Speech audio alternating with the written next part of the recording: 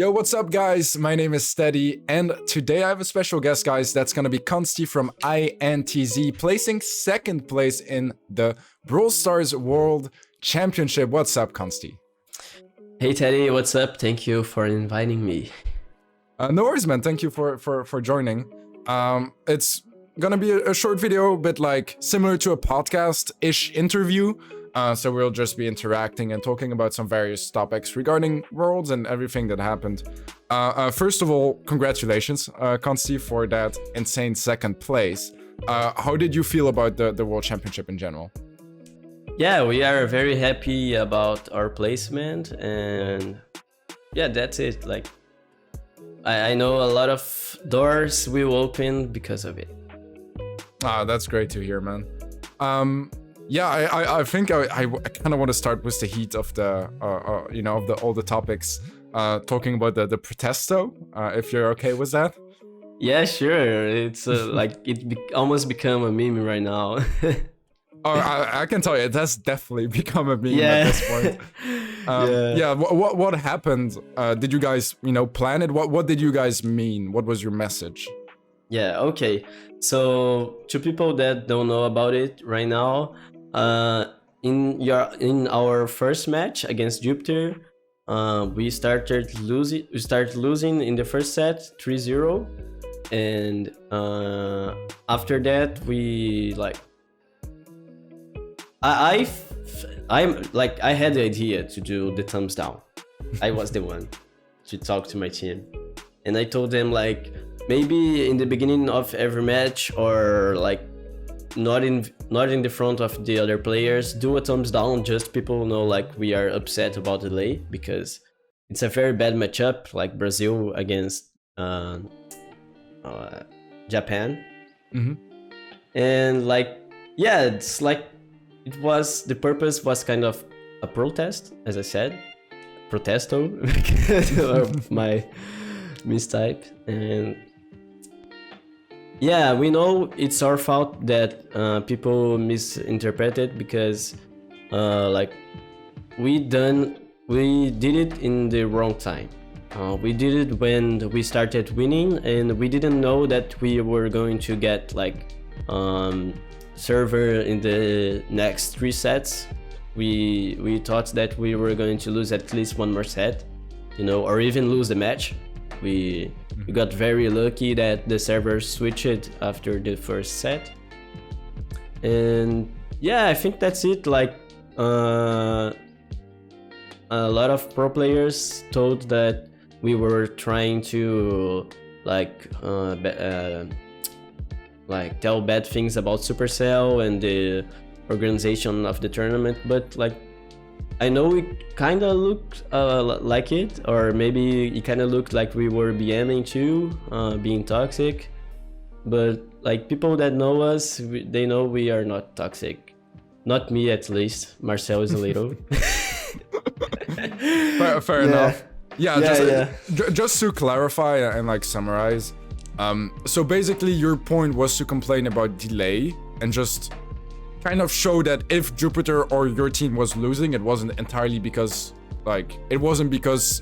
one team was clearly better in this match. It was more just because one team got luckier on the servers. Yeah. But it wasn't neither to like criticize the other team or BM the other team, nor to criticize Supercell, because I think we agree with the fact that like this was one of the best ways to have Worlds, right?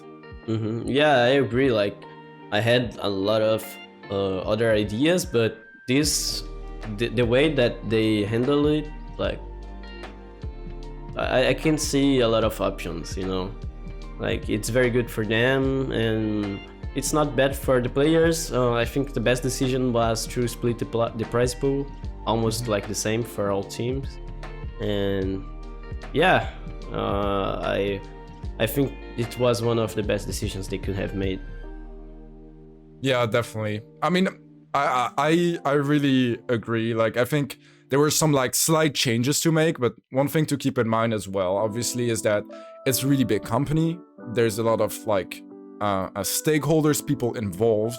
So a lot of people, I feel like, think that there's like so many different ways to make it better, but in the end, they don't know anything about how the event is actually planned and everything that's at stake. Yeah. And I feel like it's very unfair to look at Supercell or Brawl Esports and be there like there were so many better ways to do it, because that's not true. Like if you're there in, like, you know, yeah, they have in to their think as a shoes. company too.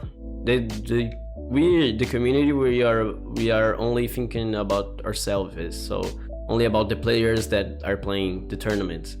So, but Supercell has to think as a company too. Like they have professional decisions to make and strategic decisions, and this one was probably the best for them.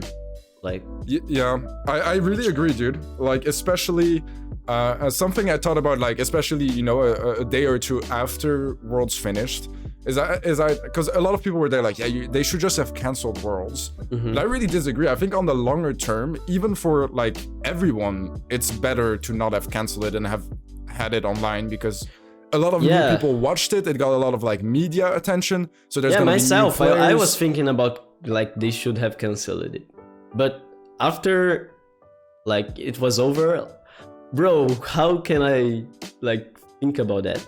Because the event was amazing. Like they even hired a DJ. I like it, and we got like a lot of opportunities in Brazil. Like we got in the main journal here, Globo. I don't know if you know about it. No, I do not. Yeah. Like they did an article about us, and bro, like that's amazing. If they canceled it, like it would never happen. So yeah, exactly. And in the longer term as well, that means that, you know, maybe some orgs looked at the stream and they thought like, oh, that looks like a cool game and stuff. We should, you know, maybe invest in 2021 to get a team. Or some, you know, tournament organizers thought like, oh, this looks like a competitive mobile game. We've been looking to get into mobile esports. Let's make some events. So in the end, I feel like for everything, it's just way better that they did it. And even though the execution wasn't always like completely perfect, we have to keep in mind that like no one was trained to have like a COVID situation, right? Like I'm sure at ESL and Supercell, everyone knows how to do their job super well, but there's like this extra variable that we had to do like everything online. They could just not have planned ever. Like no one was prepared for it. Yeah, in the end, it's a win-win situation. The players, Supercell, the viewers. Like, I know some matches weren't very fun to watch, like complete domination by PSG, and ourselves too. Like our match against Jupiter, the first match, the first set they dominated, but the other ones we completely dominated. So, but like watching SK against Code Magic was very, very good. And even like our match against Tribe was very good. Unfortunately, they had the disadvantage of delay. They had like almost double than us, almost double ping than us. We had like 75, 100, and they had almost 200. So yeah, but like they even won one set against us. So maybe if it was offline, they could have won against us. I am 100% sure they could. Yeah, definitely. And I think one thing that's a bit overlooked as well is that delay was on both sides. Like, even if you did not have delay, it was still like a problem in the sense that if you lose because of delay, it sucks. But if you win because of delay, it also doesn't feel as justified. You know what I mean? Yeah, we won our first match against Jupiter and like we weren't happy. Like you can see in the end, Matthias, it's the right way to say, guys. Matias in Portuguese, Matias. He was trying to like do the fist bump, I think, with Marcel and Guido, but like Marcel didn't want to celebrate the win. He was like just keeping the head down, Guido too, and like, yeah, it's not fun to win with an advantage like that. And that's why we were trying to do the protest. But like after I saw the backlash and also people trying to convince me that it wasn't a good idea, I got convinced like maybe we shouldn't have done anything. Maybe we should have pretended like everything was normal. But I don't know, bro. Like, I don't feel we should have like pretend everything was okay, like the most caster did in the first day. They like pretended there wasn't delay. Delay didn't exist, but we didn't try to do that. We tried to make people notice that something was involved, because we were going to do the thumbs down even when we were losing, but we didn't lose because we got lucky. Yeah. Yeah, so I feel like in the end, you guys were just trying to do like something nice and show that if Jupiter lost against you guys, or if you guys lost against Jupiter, it wasn't like really about pure skill, but more about in the moment, like getting the servers and just having bad conditions, you know? So I feel like you guys tried to do something nice. It was just very badly timed and executed. No, for sure. The way we did it was very bad.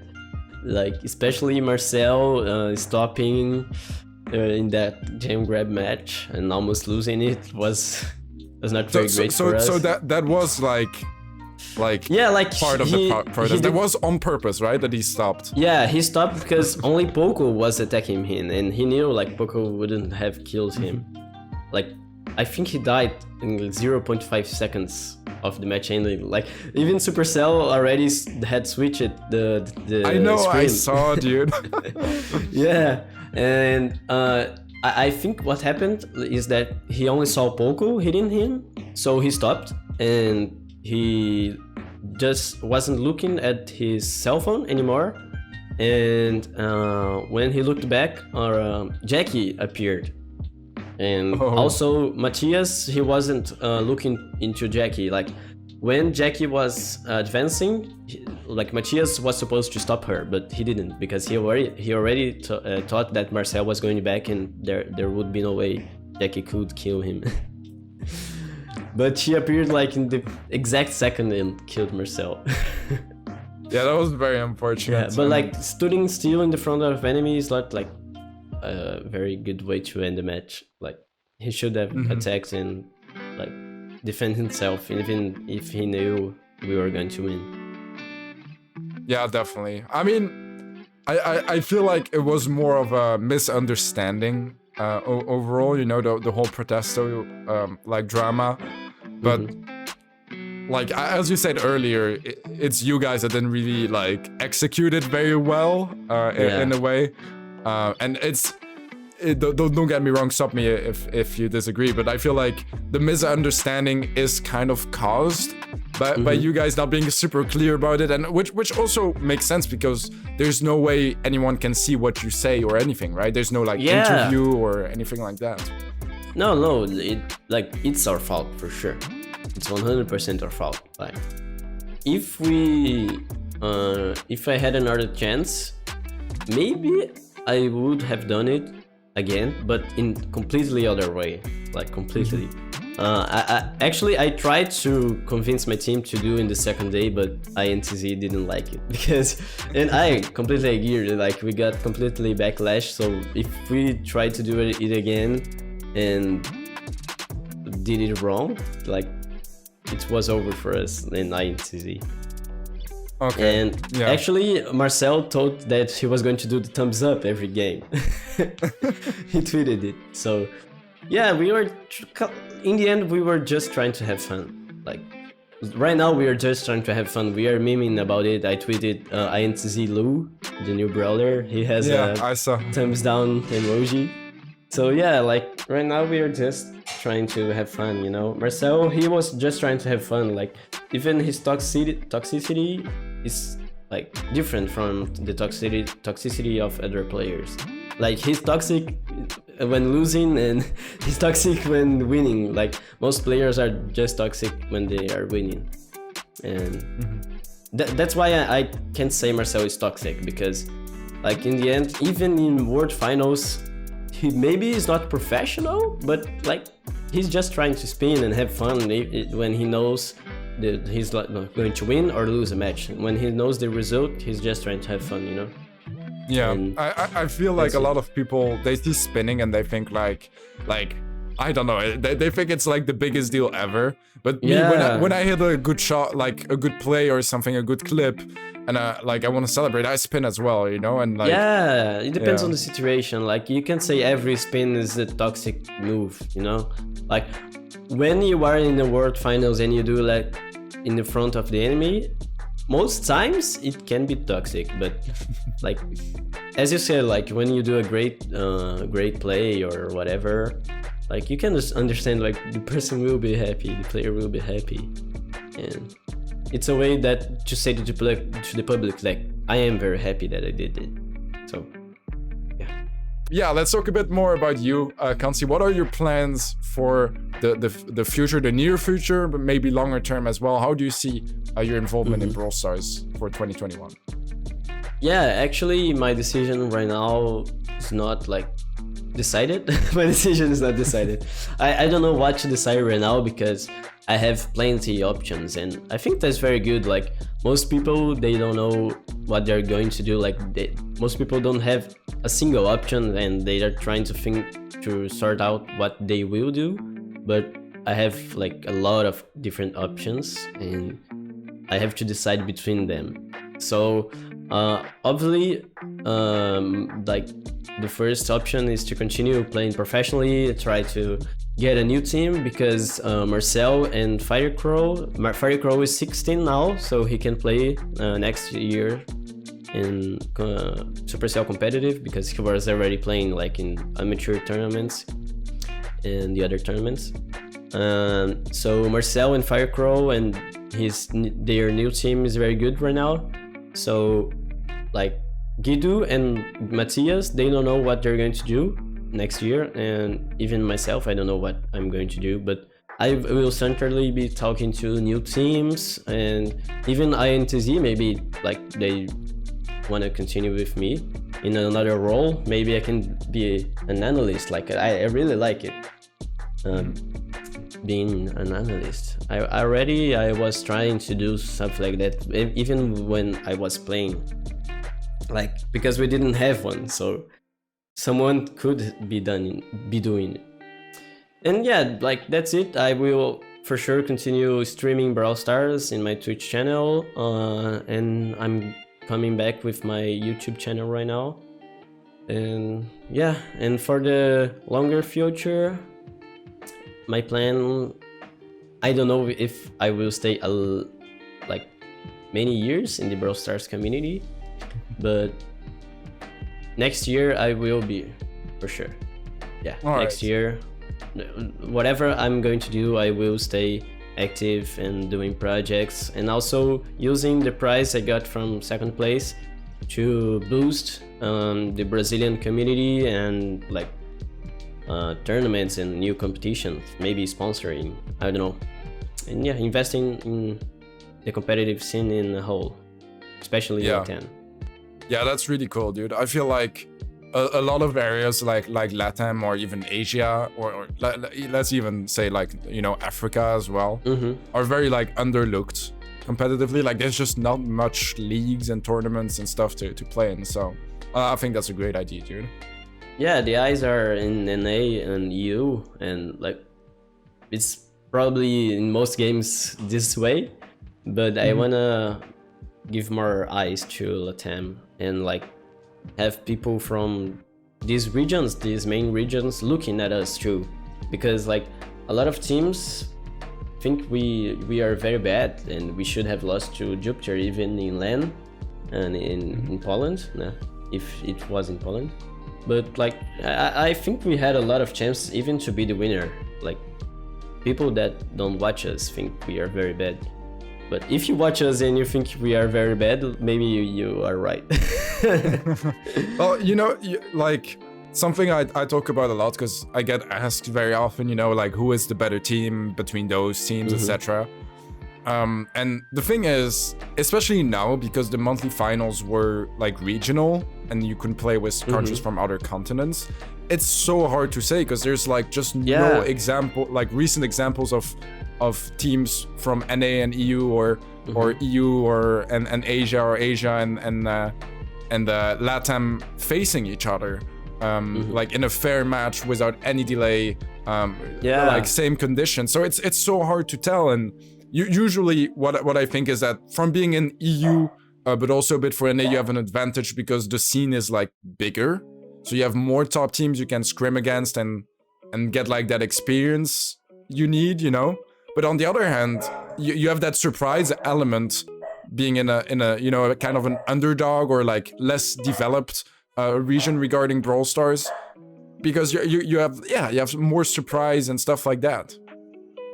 Yeah, I agree. Like, the only thing the other teams can analyze about us is our mistakes in our monthly finals and like our comps. Maybe they think like we don't decide our comps very well, that's why we are bad. Like, I think Nova China is an example about it. Like, most teams wouldn't never pick Crow, and like in their region they used Crow and they lost like very easily that heist game. So yeah, maybe that's why a couple players can say that we are bad. But well, they will see more about our region in 2021, and I think we are coming very strong. All right. Well, that sounds good, and I think that's a good way to wrap things up as well. Thank you so much for joining me, Consty. I hope you guys enjoyed the video. Feel free to leave a like, subscribe, comment, all that stuff, and I'll see you guys all for the next one. Peace out.